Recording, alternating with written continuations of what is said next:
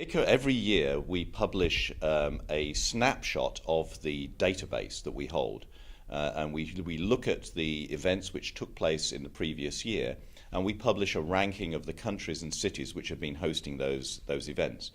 What we make very, very clear is that this is only a snapshot of our meetings, and our meetings have to take place regularly.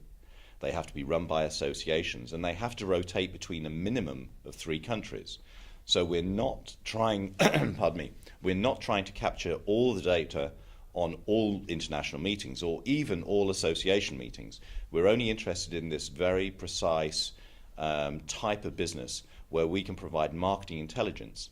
However, unfortunately, there are very, very few studies of where meetings take place around the world, and very, very few studies which compare country and city. And so the ICCA statistics have become very, very important to a lot of destinations because it allows them to demonstrate where they stand compared to other cities and other countries around the world. So quite often our members get very excited when the results come out. The top country is always the USA. It has been since the record started, but they're being closed up by Germany, France, UK. You wouldn't be surprised by that. In terms of cities, places like Paris, Barcelona, always Vienna is very high up there, and increasingly Singapore. Singapore is the market leader in Asia, but again we're seeing Kuala Lumpur, Seoul, Taipei, Melbourne, Sydney. These other cities are also being very active and very growing very fast.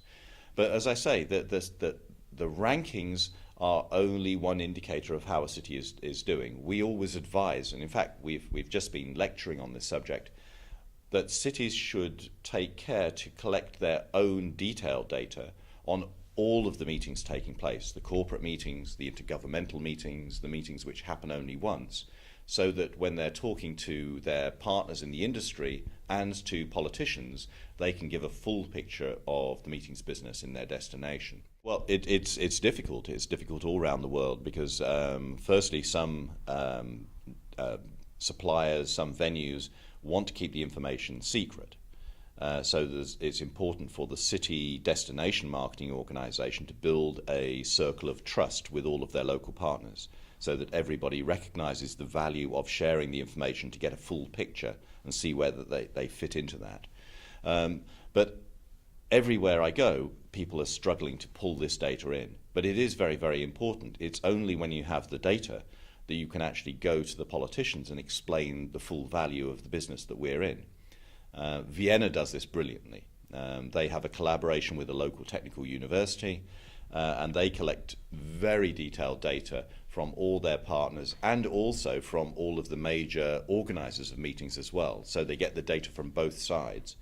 And they calculate the local tax implications, the local jobs that are created, the national tax implications.